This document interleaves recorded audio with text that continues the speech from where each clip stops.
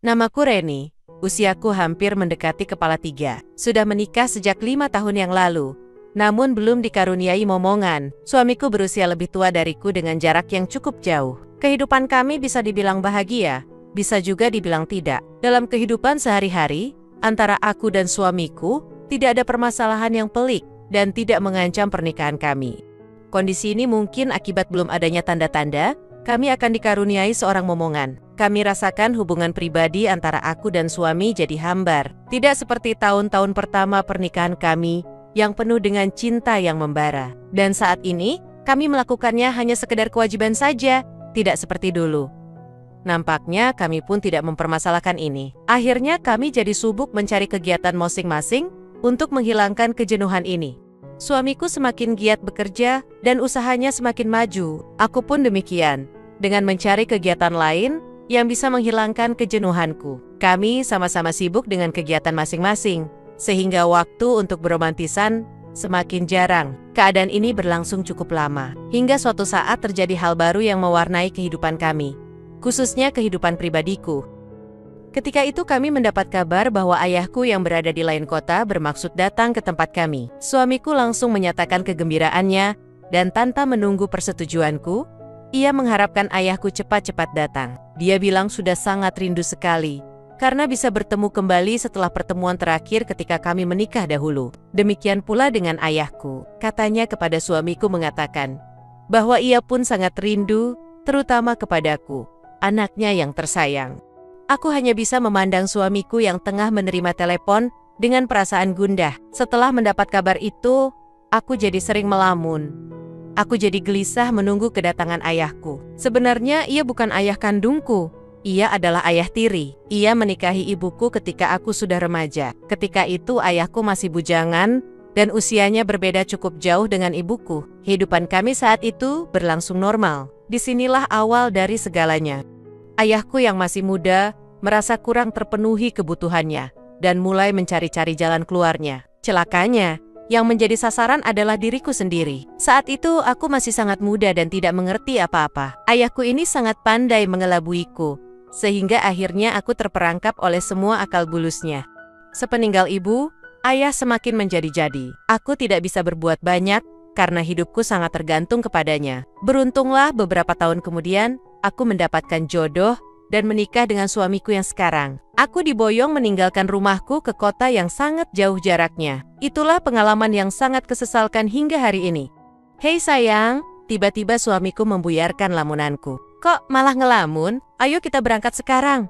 Kasihan nanti ayahmu terlalu lama menunggu di stasiun kereta. Lanjutnya, seraya mengambil kunci mobil untuk segera berangkat menjemput ayah. Ketika sampai di stasiun, suamiku langsung mencari-cari ayahku. Sementara aku mengikutinya dari belakang dengan perasaan serba tak karuan, gelisah, khawatir, serta ada sedikit rasa rindu karena sudah lama tak bertemu. Bercampur menjadi satu, suamiku langsung berteriak gembira ketika menemukan sosok seorang pria yang tengah duduk sendiri di ruang tunggu. Orang itu langsung berdiri dan menghampiri kami. Ia lalu berpeyukan dengan suamiku, saling melepas rindu. Aku memperhatikan mereka. Aku agak terkesima, karena ternyata ayahku tak berubah banyak dari ketika ku tinggalkan dulu. Ia nampak masih muda, meski kulihat ada beberapa helai uban di rambutnya. Badannya masih tegap dan berotot. Hei Reni, apa kabar sayangku? Sapa ayah kemudian ketika selesai berpeyukan dengan suamiku. Ayah, apa kabar? Sehat-sehat saja kan? Balasku setegah terpaksa untuk berbasa-basi. Ayahku mengembangkan kedua tangannya sambil menghampiriku. Aku sempat agak bingung menghadapinya, dan spontan melirik pada suamiku yang kelihatannya seperti tahu apa yang kupikirkan. Ia menganggukkan kepalanya seolah menyuruhku untuk menyambut rentangan tangan ayah. Aku lalu menghampiri ayah. Ia langsung menyambutnya dengan memeyukku. Aku terpana dengan peyukannya yang erat, dan kurasakan ayahku sesugukan, menangis sambil berbisik betapa rindunya ia padaku. Aku jadi tak tega, dan dengan refleks balas memeyuknya sambil berkata bahwa aku baik-baik saja dan merasa rindu juga padanya. Ia bersyukur bahwa masih ada orang yang merindukannya sambil terus memeyukku dengan erat. Aku jadi serba salah. Ayo kita ke rumah, kata suamiku kemudian. Aku bersyukur bisa terlepas dari peyukannya dan buru-buru menjauh. Aku lalu dengan sengaja memamerkan kemesraan di depan ayahku sambil menyenderkan kepala. Suamiku balas memeyuk sambil berjalan menuju tempat parkir. Sementara ayahku hanya tersenyum melihat semua ini. Aku tak tahu apa arti senyum itu. Aku hanya ingin memperlihatkan semua ini kepadanya. Sejak adanya ayah di rumah, memang ada perubahan yang cukup berarti dalam kehidupan kami. Sekarang suasana di rumah lebih hangat, penuh canda dan gelak tawa. Ayahku memang pandai membawa diri, pandai mengambil hati orang, termasuk suamiku. Ia begitu senang dengan kehadirannya. Ia jadi lebih betah di rumah, ngobrol bersama, jalan-jalan bersama.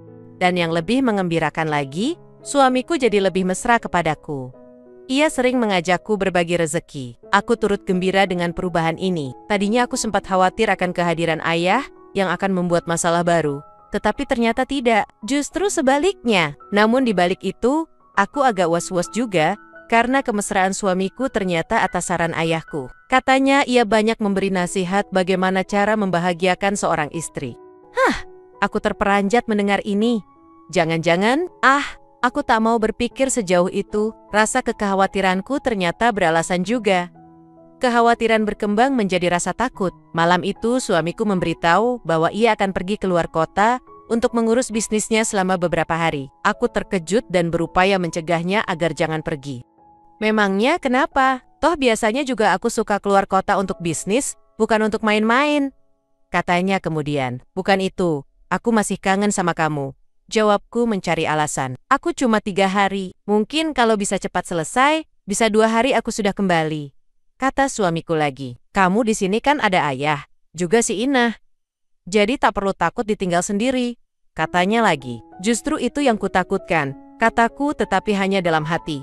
Aku tak bisa mencari alasan lain lagi, karena khawatir justru dia malah curiga, dan semuanya jadi ketahuan. Akhirnya, aku hanya bisa mengiyakan dan berpesan, agar dia cepat-cepat pulang. Hari pertama kepergian suamiku keluar kota, tak ada peristiwa yang mengkhawatirkan meski ayahku lebih berani menggolah. Ada saja alasannya agar aku bisa berdekatan dengannya. Bikinkan kopi lah, ambilkan koran lah, dan entah apa lagi alasannya.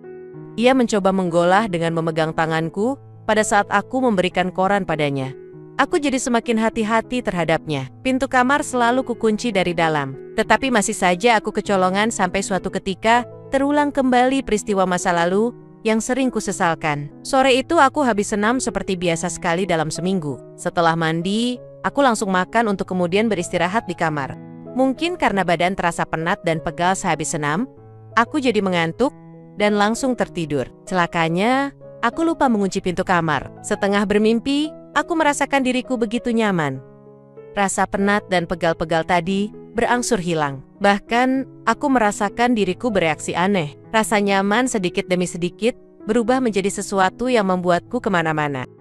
Dalam tidurku, aku mengira ini perbuatan suamiku yang memang akhir-akhir ini suka melakukannya. Namun begitu ingat bahwa ia masih di luar kota, aku segera terbangun dan membuka mataku lebar-lebar. Hampir saja aku menjerit sekuat tenaga, begitu melihat ayah sambil tersenyum tengah melakukannya. Ayah, ngapain kesini? Bentakku dengan suara tertahan, karena takut terdengar si Inah pembantuku. Reni, maafkan ayah, kamu jangan marah seperti itu dong sayang. Ia malah berkata seperti itu, bukannya malu didamprat olehku. Ayah, nggak boleh, keluar, saya mohon, pintaku menghibah, karena kulihat tatapan mata ayah begitu tajam. Aku beringsut menjauhinya, dan mepet ke ujung. Ayah kembali menghampiriku, dan duduk persis di sampingku. Aku semakin ketakutan. Kamu tidak kasihan melihat ayah seperti ini? Ayolah, kita kan pernah melakukannya, desaknya.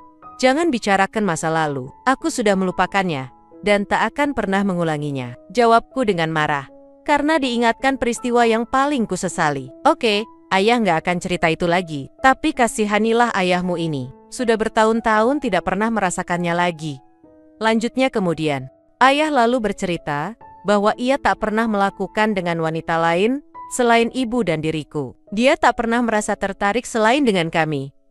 Aku setengah tak percaya mendengar omongannya. Ia memang pandai sekali membuat wanita tersanjung. Dan entah kenapa, aku pun merasakan hal seperti itu. Ketika kutatap wajahnya, aku jadi terenyuh dan berpikir bagaimana caranya untuk menurunkan keinginan ayah yang kelihatan sudah datang. Baiklah, kata ayahku seakan tidak punya pilihan lain.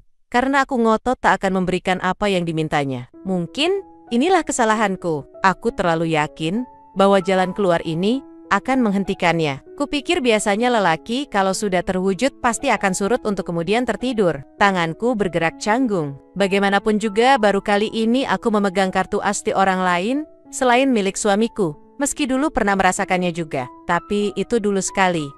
2 menit, 3-5 menit berikutnya, ayah masih terjaga. Kulihat tangan ayah mulai berjalan. Aku kembali mengingatkan agar jangan berbuat macam-macam. Biar cepat selesai, kata ayah memberi alasan. Aku tidak mengiyakan dan juga tidak menepisnya, karena kupikir ada benarnya juga, biar cepat selesai. Kataku dalam hati. Ayah tersenyum melihatku tidak melarangnya lagi.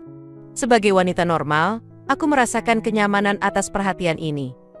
Setidaknya aku mulai terpengaruh oleh keadaan ini. Meski dalam hati aku sudah bertekad untuk menahan diri dan melakukan semua ini demi kebaikan diriku juga. Karena tentunya, setelah ini selesai ayah tidak akan berbuat lebih jauh lagi seperti dulu. Reni sayang, pindah ya, sedikit aja, pinta ayah kemudian. Jangan ya, tadi kan sudah janji nggak akan macam-macam, ujarku mengingatkan.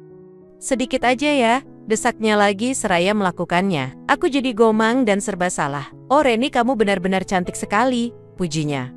Aku terperangah. Situasi sudah mulai mengarah pada hal yang tidak kuinginkan. Aku harus bertindak cepat, tanpa pikir panjang, langsung kugunakan cara lain agar ia sepat-sepat selesai dan tidak berlanjut lebih jauh lagi. Aku sudah tidak mempedulikan perbuatan ayah padaku. Aku lebih berkonsentrasi untuk menyelesaikan semua ini secepatnya. Aku tambah giat dan semakin yakin dengan kemampuanku untuk membuatnya segera selesai. Keyakinanku ini ternyata berakibat fatal bagiku. Sudah hampir setengah jam, aku belum melihat tanda-tanda apapun dari ayahku. Aku jadi penasaran, sekaligus merasa tertantang. Suamiku pun yang sudah terbiasa denganku, bila sudah kutunjukkan kemampuan seperti ini, pasti takkan bertahan lama. Saking penasarannya, aku jadi kurang memperhatikan perbuatan ayah padaku. Entah sejak kapan, semua sudah terpindah. Situasi semakin tak terkendali. Lagi-lagi, aku kecolongan. Kuakui ia memang pandai membuat keinginanku datang. Kini aku sudah lupa dengan siasat semula. Aku sudah terbawa suasana. Aku malah ingin mengimbanginya. Tanpa kusadari, kami saling melakukan selama 15 menit. Aku semakin yakin kalau ayah memakai opet. Ia sama sekali belum memperlihatkan tanda-tanda akan tiba. Aku mengeluh karena tak punya pilihan lain. Ya, panggilku menghibah. Apa sayang? Jawabnya seraya tersenyum melihatku tersiksa. Buruan, ucapku. Sabar sayang, kamu ingin ayah berbuat apa?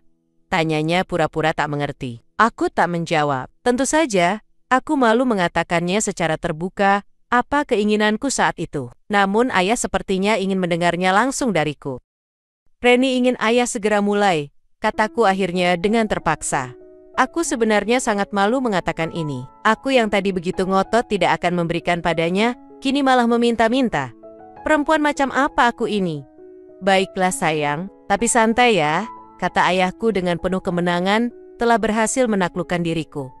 Ayahku tahu persis apa yang kuinginkan. Kembali aku mengakui kelebihan ayahku ini. Ia begitu hebat.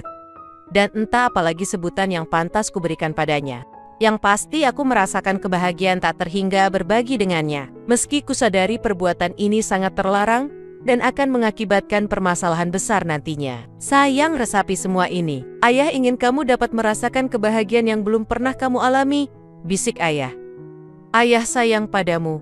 Ayah cinta padamu. Ayah ingin mewujudkan kerinduan yang menyesak selama ini.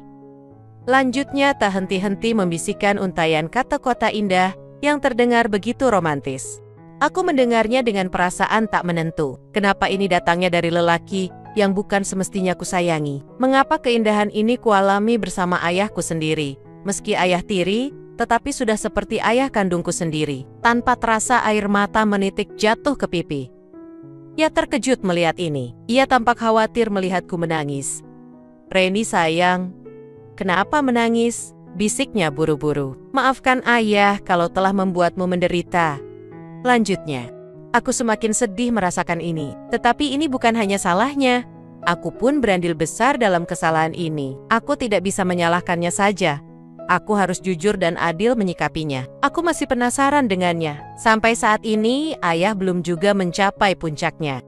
Aku seperti mempunyai utang yang belum terbayar. Kali ini aku bertekad keras untuk membuatnya mengalami puncak, seperti apa yang telah ia berikan kepadaku. Aku sudah tak peduli suaraku akan terdengar kemana-mana. Kali ini aku harus menang. Upayaku ternyata tidak percuma. Kurasakan ayah mulai mengalami perubahan. Aku demikian saat mencapai tempat itu berbarengan dengan ayahku.